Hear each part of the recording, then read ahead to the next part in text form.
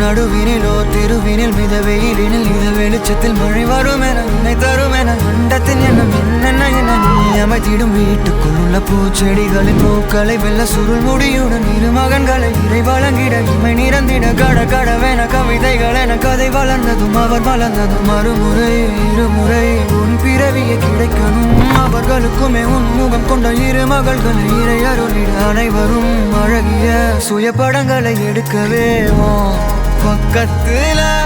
நான் பாடுக்க ரத்தத்துல பெத்தெடுக்க விதி விடுமா தீமா தீமா தீமா தீமா தீமா தீமா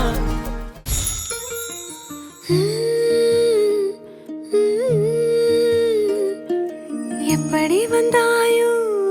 புன்னகை தந்தாயோ எப்படி வந்தாயோ என்னையும் கொண்டாயோ கேளாமலே